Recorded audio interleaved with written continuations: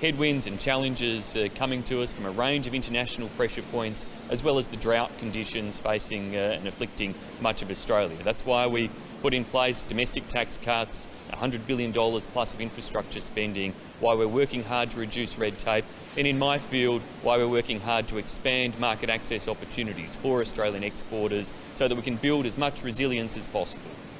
We can't control circumstances like Brexit, US-China trade wars or domestic issues in the US political environment. What we can do is try to provide Australian businesses with the maximum opportunities to sell their goods and services to the world and to build as much resilience in the Australian economy as possible.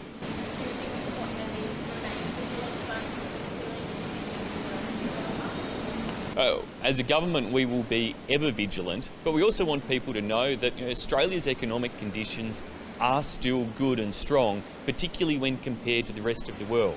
We've seen negative growth in countries like Singapore or Germany, while the Australian economy continues to grow.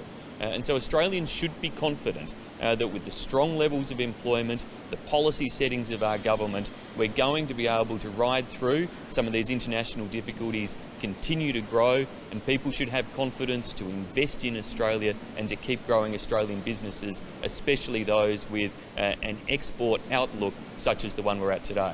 Senator Birmingham, on the PM's recent trip to the US, are you concerned that that trip to the US has been interpreted as lending Australia's support to the US in the US-China trade war? Well, Australia's policy is just that, Australia's policy position. And what Scott Morrison has enunciated in speeches this week, as he has done consistently as Prime Minister, is Australia's policy position that we want to see a conclusion to the US-China trade tensions. We want to see one that addresses those substantive issues around subsidisation of industries to make sure that economies that were once very clearly developing economies but have grown substantially have responsibilities commensurate with their current standing in the globe, not with their standing from years gone by. Prime Minister Morrison has insisted China is no longer a developing country and should face tougher trade obligations. When and how is this message being communicated to China? It's very clear that China's economy has grown substantially, and this is a message that we have all been making quite clearly, and one that we welcome. We welcome the fact that China is a much bigger economy today than it was years ago when it joined the World Trade Organization, and we want it to be even bigger into the future. But as a larger economy today, we expect that any more developed economy today should take on responsibilities commensurate with their size and with their economic strength. Now, China's not the strongest economy in the world and certainly still has areas where significant growth can still occur. But these are not new issues that we've been raised. We've been talking about it for a while, and indeed in my own remarks and work in Beijing not that long ago, I spoke about some of these issues, including how we tackle the issues around special and differentiated treatment for developing economies and make sure that it is fit for purpose for the future.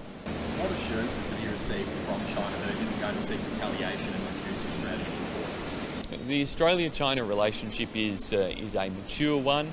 It is a respectful one from our perspective. China is a country with whom we have a comprehensive strategic partnership, a valued economic relationship, but a valued strategic relationship as key players within our region. And I'm confident that we can work through all of these issues, and the invitation that I made when I spoke in Beijing not that long ago to work with China as partners to look at how we strengthen the World Trade Organization and deal with these issues around development status is an invitation that remains and is a warm and friendly one in which we would welcome the opportunity to constructively contribute to resolving these types of tensions and issues wherever possible.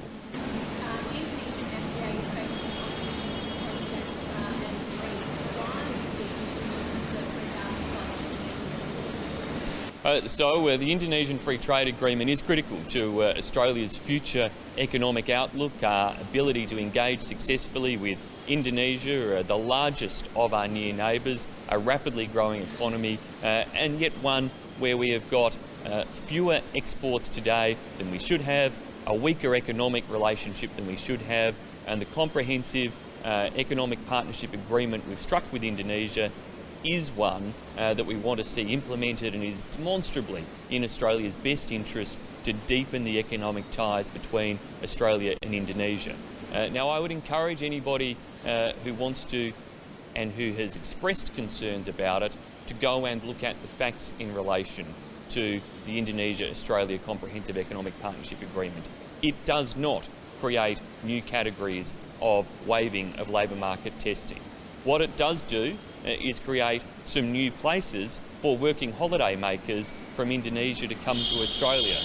And why should working holiday makers from Indonesia not be welcome in Australia when we're welcoming working holiday makers from other parts of the world? I would hope that other political parties, as well as the Senate crossbench, would want us to deepen our relations with Indonesia. Part of deepening those relations is to encourage the flow of individuals two ways between our countries, but these are purely places that are being spoken of for working holiday makers, people aged between 18 and 30, and individuals who will contribute to our economy just the same as the working holiday makers we're celebrating today.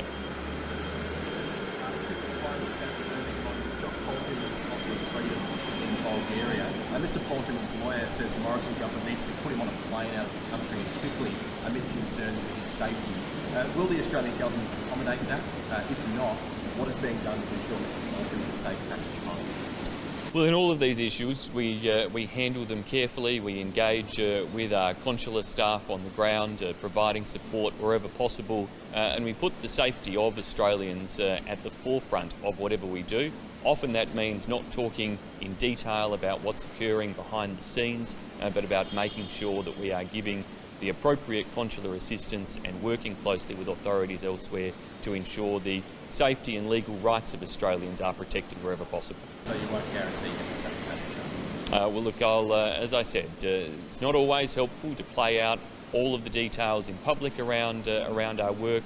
What is important for people to understand is that whilst in other countries Australia cannot guarantee how Australians will be treated, we do work as hard as we can through our consular services to provide as much support to ensure the safety and legal rights of Australians are respected.